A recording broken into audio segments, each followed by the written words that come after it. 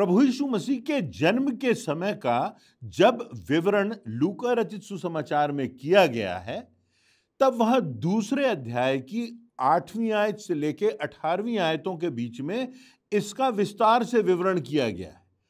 और वहां पर जो बात लिखी है वो ये कि सबसे पहले प्रभु यीशु मसीह के जन्म की बात का प्रकाशन चरवाहों पर किया गया। और लिखा हुआ है कि उस देश में बहुत से चरवाहे थे जो रात को मैदान में रह करके अपने झुंड का पहरा देते थे। और तब प्रभु का एक दूत उनके पास आ खड़ा हुआ और प्रभु का तेज उनके चारों ओर चमका, बहुत तेज रोशनी हुई। और लिखा हुआ है कि वो रोशनी को देख के और स्वर्ग के दूत को देखकर घबरा गए। और तब उस दूत ने कहा कि डरो मत, मैं तुम्हें आनंद का सुसमाचार सुनाता हूं, बड़े आनंद का, कि तुम्हारे लिए आज दाऊद के नगर में एक उद्धारकर्ता जन्मा है और यही मसीह प्रभु है। और तब उन्होंने कहा कहां पर वो बालक के दर्शन कर सकते हैं। और लिखा है उसी समय वो चरवाहे उठे और उद्धारकर्ता के दर्शन करने के लिए बड़े उत्साह के साथ चले गए। चरवाहों के पास सबसे पहले ये आनंद का समाचार पहुंचा कि तुम्हारे लिए एक उद्धारकर्ता जन्मा है। जिस समय प्रभु यीशु मसीह का जन्म हुआ, यदि आप इतिहास में गौर करेंगे तो आप पाएंगे कि फिलिस्तीन देश में और उसके आसपास कोई खुशी का समाचार नहीं था, कोई उत्साह से भरी हुई बात नहीं थी। रोमी सम्राट का राज्य था और जो रोमी अधिकारी थे वो यहूदियों पर अत्याचार करते थे। बहुत से यहूदियों को उन्होंने मरवा डाला था। बहुत ज्यादा गरीबी वहां पाई जाती थी और जो सबसे तेजी से बढ़ता हुआ व्यापार था वो गुलामों को बेचने और खरीदने का व्यापार था। गुलामों की खरीद फरोख्त होती थी, लोगों को मंडियों में खड़ा किया जाता था, उनका सरेआम उनका मोल भाव किया जाता था। और तब फिर कैसर ने सोचा कि क्यों ना टैक्स लगा दिया जाए। और टैक्स लगाने के लिए यह आवश्यक था कि जनगणना हो। और उसने आदेश निकाल दिया कि राजाज्ञा है कि सबको अपने अपने नाम अपने अपने क्षेत्र में लिखाना है।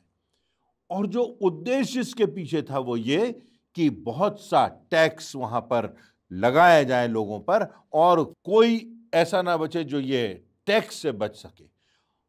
और इस प्रकार से लोगों का शोषण किया जा रहा था। आत्मिक दशा भी बहुत ही दयनीय थी क्योंकि 400 वर्षों का अंतराल था पुराने नियम और नए नियम के बीच में। ऐसा लगता था मानो 400 वर्षों के लिए परमेश्वर खामोश हो गया है। 400 वर्ष बीत गए, परमेश्वर की ओर से कोई भविष्यवक्ता नहीं आया, कोई न्यायी नहीं आया, कोई आकाशवाणी नहीं हुई, मनुष्यों और परमेश्वर के बीच में कोई संवाद नहीं रहा और सारा संसार एक आशाहीन स्थिति में था, अंधकार से भरी हुई परिस्थिति में था। ऐसी परिस्थिति में था कि लोग सोचते थे कि अब क्या होगा, अब तो सब कुछ विनाश की ओर बढ़ रहा है।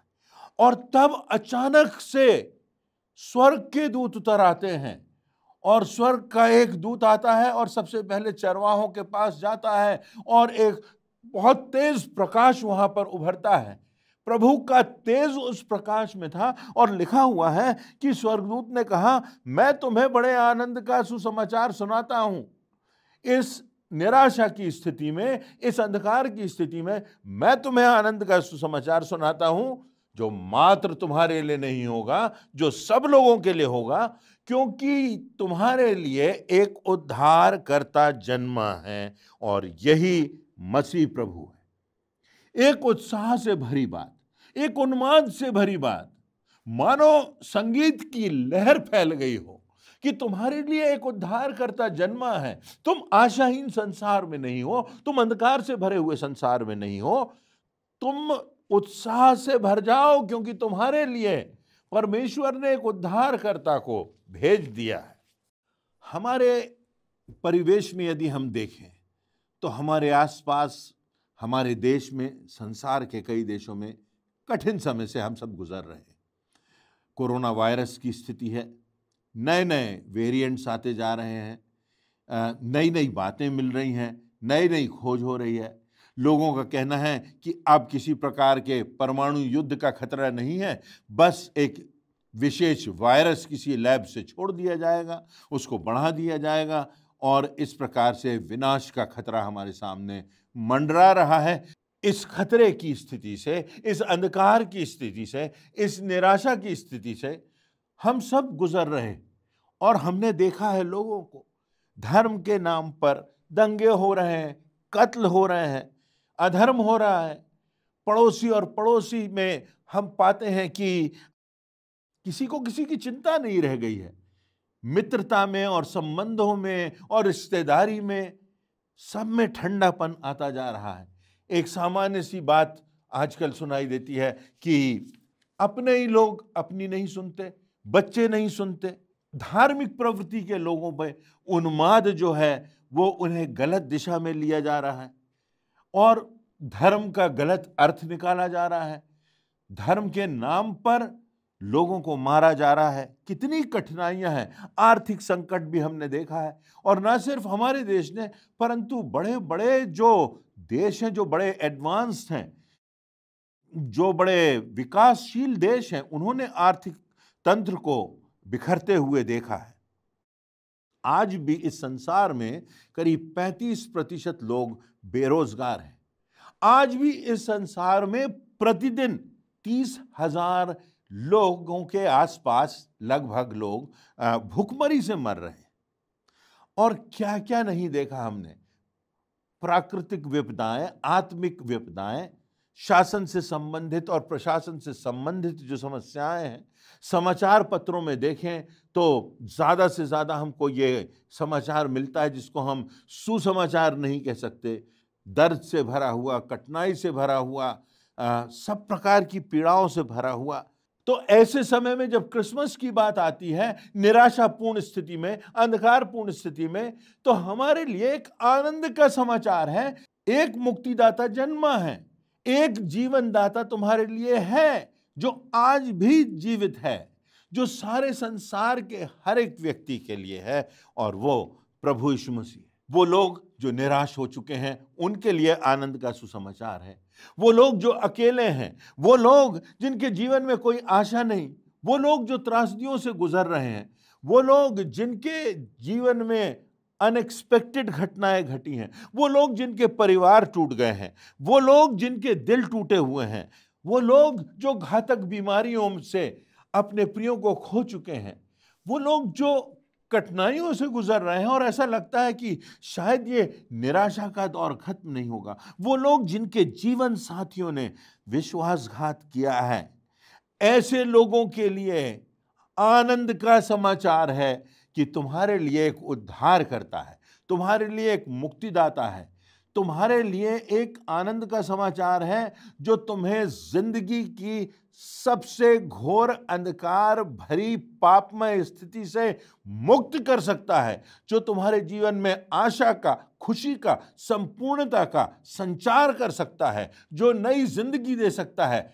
हाँ, प्रभु यीशु मसीह हमारे लिए जन्मा है और आज भी हमारा प्रभु यीशु मसीह जीवित है और वो परमेश्वर के साथ सिंहासन पर विराजमान है। हमारे लिए ये आनंद की बात है कि तुम्हारे लिए एक उद्धारकर्ता जन्मा है। अब जो बात है यहाँ पर वो ये कि ये जो चरवाहे थे ये छोटी जाति के लोग समझे जाते थे। ये चरवाहे थे, इनकी कोई गिनती नहीं होती थी।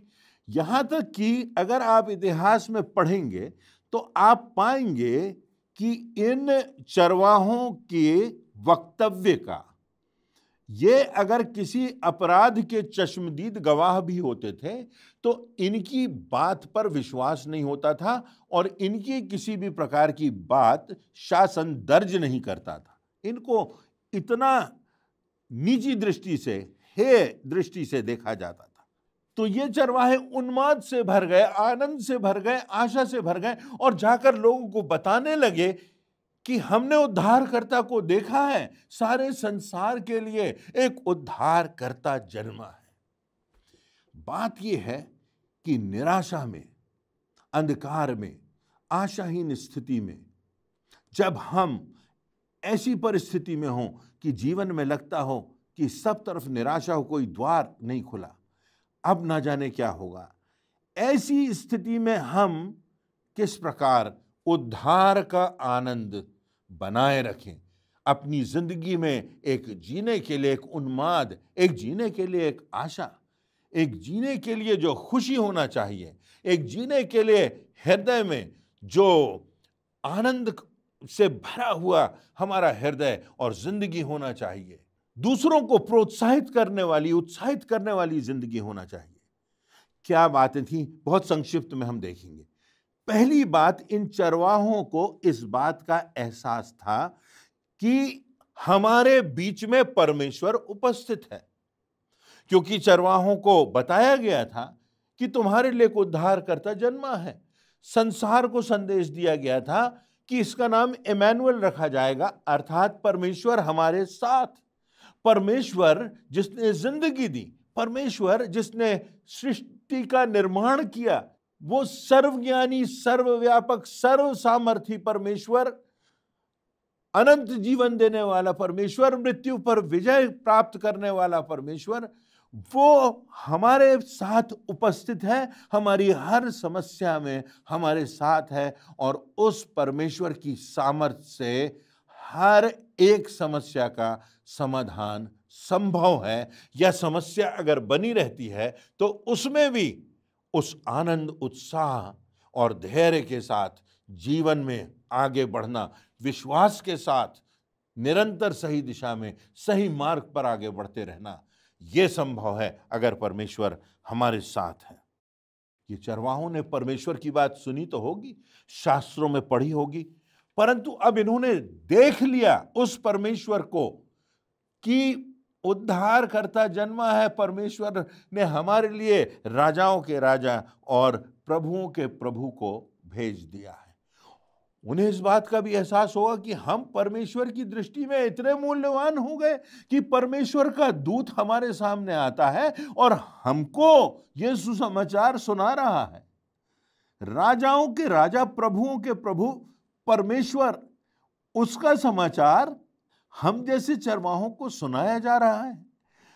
और तब उनको यह लगा होगा कि हम परमेश्वर की दृष्टि में कितने महत्वपूर्ण हैं, हमारा अस्तित्व है कि परमेश्वर हमसे प्रेम करता है, परमेश्वर हमारे लिए एक युक्ति करने वाला परमेश्वर है, परमेश्वर हमारी परवाह करता है, परमेश्वर हमको बचाना चाहता है, परमेश्वर हमको मुक्ति दिलाना चाहता है, परमेश्वर हमको अनंत जीवन देना चाहता है। वो परमेश्वर जो हमको आनंद और मुक्ति दिलाना चाहता है, वो परमेश्वर हमारे साथ है और उस परमेश्वर की दृष्टि में हम मूल्यवान हैं। इसलिए ये उत्साह उनकी जिंदगी में बना रहा और वो उत्साह से लोगों को बताते रहे। दूसरी बात, चरवाहों को इस बात का एहसास हुआ कि प्रभु यीशु मसीह इस संसार में एक उद्धारकर्ता होकर के आया। यदि हम लूका रचित सुसमाचार उसके दूसरे अध्याय की 11वीं आयत को देखें तो लिखा है, तुम्हारे लिए एक उद्धारकर्ता जन्मा है और यही मसीहा है, यही प्रभुओं का प्रभु और राजाओं का राजा है, ये बचाने वाला है, ये आत्मा का उद्धार करने वाला परमेश्वर है। और इसीलिए जो यूहन्ना की पुस्तक है उसके पहले अध्याय में 1 से 3 और उसकी 12वीं और 14वीं आयतों में इसी प्रकार कुछ लिखा हुआ है। आदि में वचन था और वचन परमेश्वर के साथ था और वचन परमेश्वर था। यही आदि में परमेश्वर के साथ था, उसी के द्वारा सब कुछ उत्पन्न हुआ। यह प्रभु यीशु मसीह के लिए कहा जा रहा है। और जो कुछ उत्पन्न हुआ है उसमें कोई भी वस्तु उसके बिना उत्पन्न नहीं हुई। जितनों ने उसे ग्रहण किया उसने उन्हें परमेश्वर के संतान होने का अधिकार दिया और वचन देहधारी हुआ और अनुग्रह और सच्चाई से परिपूर्ण होकर हमारे बीच में उस वचन ने डेरा किया और हमने उसकी ऐसी महिमा देखी जैसे पिता के इकलौते की महिमा।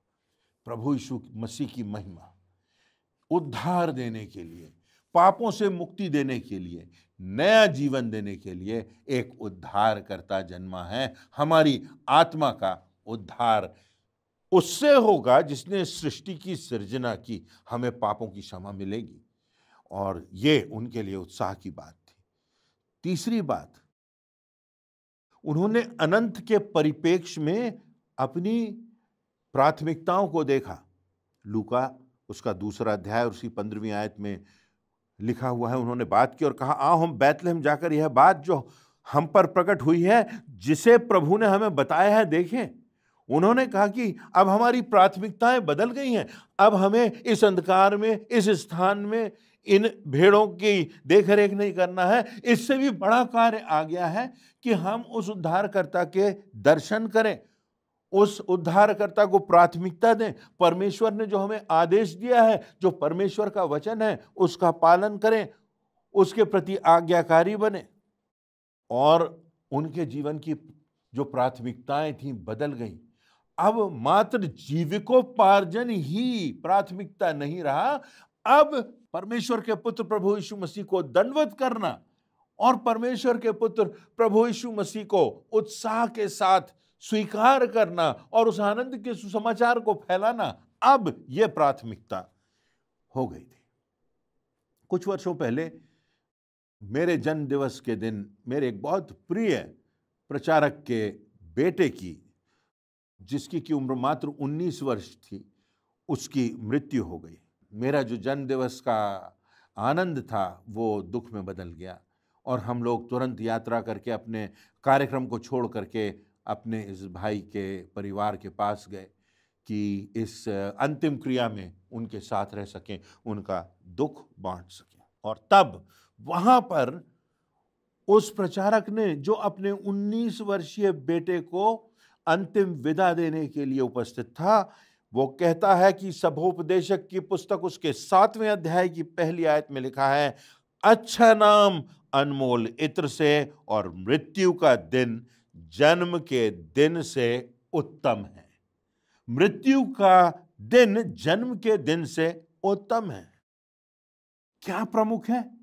मृत्यु का दिन, क्योंकि उस दिन हम इस संसार से तो विदा हो गए, पर हम उस दिन अनंत जीवन में प्रवेश कर गए, परमेश्वर के राज्य में प्रवेश कर गए। उनकी प्राथमिकताएं जो थीं वो बदल गईं। और उस प्रचारक के जीवन और उसकी गवाही को सुनकर मुझे आश्चर्य हुआ और मैंने सोचा कि वास्तव में हमें किस प्रकार से परमेश्वर के प्रति धन्यवादित रहना है कि परमेश्वर ने हमको प्रभु यीशु मसीह के द्वारा मृत्यु के बाद अनंत जीवन में प्रवेश करने की निश्चितता दी है। तो वो आनंद उस पिता के हृदय से नहीं गया, उस उद्धार का आनंद, उस प्रभु यीशु मसीह का आनंद, उस आशा का आनंद जो मृत्यु के बाद जिस जीवन में हमें प्रवेश करना है, उसकी निश्चितता का आनंद उसमें बना रहा। चौथी बात, प्रभु की बातों की सत्यता का प्रमाण उन्हें मिल गया। और 2 अध्याय लूका का, जिसमें हम अध्ययन कर रहे हैं, उसकी 16वीं से 18वीं आयत में उन्होंने तुरंत जाकर मरियम और यूसुफ को और चरनी में उस बालक को देखा। इन्हें देखकर उन्होंने वह बात जो इस बालक के विषय में उनसे कही गई थी प्रकट की। ये बात वो सुन चुके थे, इस बात की भविष्यवाणी हो चुकी थी। इन्होंने सुना था कि एक बालक पैदा होगा, एक बालक हमें दिया जाएगा जो राजाओं का राजा होगा, जो प्रभुओं का प्रभु होगा, प्रभुता जिसके कांधे पर होगी, जो अनंत काल का पिता होगा, जो पराक्रमी परमेश्वर होगा, जिसकी प्रभुता का कभी अंत ना होगा। ये बालक पैदा हुआ है, उनको प्रमाण मिल गया, उन्होंने अपनी आंखों से देख लिया। उन्होंने देखा कि ये जो बातें की गई हैं शास्त्र में, ये सत्य है। जो भविष्यवाणियां की गई हैं, ये बातें सत्य हैं। और वो आनंद से भर गए कि परमेश्वर का वचन अटल सत्य है। और उसके बाद 5वीं बात यदि हम देखें तो चरवाहों ने इस आनंद की गवाही दी। उन्होंने जब दर्शन पा लिया प्रभु यीशु मसीह का, तो वो इतने उत्साह से भर गए कि जाकर के उन्होंने लोगों को इस बात को बताया कि प्रभुओं के प्रभु, राजाओं के राजा का जन्म हुआ है। और लूका 2 और उसकी 17वीं से 20वीं आयत को यदि आप पढ़ेंगे तो आप देखेंगे वहां लिखा हुआ है कि इन चरवाहों ने जाकर के ये बातें बहुतों पर प्रकट की और ये सब देख करके वो परमेश्वर की महिमा और स्तुति करते हुए लौट करके चले गए। कितनी बड़ी बात उन्होंने देखी, परंतु उन्होंने उसको अपने तक सीमित नहीं रहा। उन्होंने परमेश्वर को धन्यवाद दिया, उसकी महिमा की और लोगों को बताया। और अपने विश्वास में वो दृढ़ रहे, अपने विश्वास में वो उत्साह से भरे रहे, अपने विश्वास में वो निराशा के गर्त में नहीं डूबे, डिप्रेशन में नहीं पड़े, परंतु उनका ध्यान अब उस बालक की ओर था, उस राजा की ओर था, उस प्रभु की ओर था जो मसीहा था, जो सारे संसार के लोगों को मृत्यु से बचाने आया था, अनंत जीवन देने आया था। और वो अपने विश्वास में मजबूत बने रहे क्योंकि उन्होंने उसका प्रमाण देख लिया था। स्वर्गदूतों से जो बातें उन्होंने सुनी थी, व्यवस्था की जो बातें उन्होंने पढ़ी थी, जो शास्त्रों में भविष्यवाणी की गई थी, उनको पूरा होते उन्होंने देख लिया था और देख लिया था कि परमेश्वर का वचन पूर्णतः सत्य है। और एक आशा से भरी हुई बात, उत्साह से भरी हुई बात, उन्माद से भरी हुई बात, यह है क्रिसमस की भावना कि हमें परमेश्वर की उपस्थिति का एहसास हो कि परमेश्वर हमारे साथ है। हमें इस बात का एहसास हो कि हमारे लिए एक उद्धार करता है, हमें पापों से छुटकारा देने वाला मसीहा है, संसार के हर व्यक्ति के लिए आमंत्रण है, निमंत्रण है, बाहें पसारे वो खड़ा है। और तब हमको भी चरवाहों के समान अपनी प्राथमिकताओं को देखना है। क्या परमेश्वर के वचन की प्राथमिकता हमारी जिंदगी में है? क्या परमेश्वर की योजना की प्राथमिकता हमारी जिंदगी में है? उसकी महिमा और उसकी गवाही देने की प्राथमिकता हमारी जिंदगी में है? या फिर हम संसार की सारी बातों से प्रभावित हैं, सांसारिकता से और भौतिकवाद से और निराशा से और अंधकार से? और तब इस प्रभु यीशु मसीह में उन्हें परमेश्वर की सत्यता का प्रमाण मिल गया, क्योंकि प्रभु यीशु मसीह ने अपने जीवन काल में परमेश्वर के परमेश्वरत्व को जी करके दिखाया। और वो बातें जो उसके जीवन काल में हुई आज भी हमारे सामने मौजूद हैं।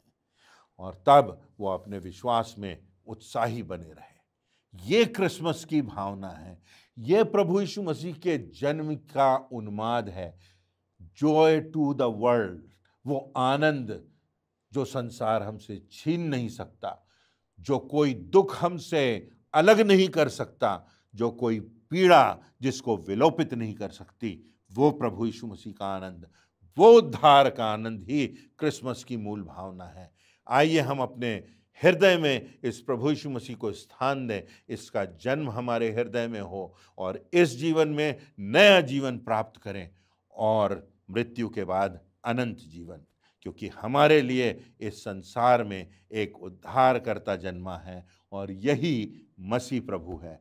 परमेश्वर इन वचनों से आप सबों को प्रोत्साहन दे और आशा से भरा हुआ जीवन दे, ऐसी मेरी प्रार्थना है।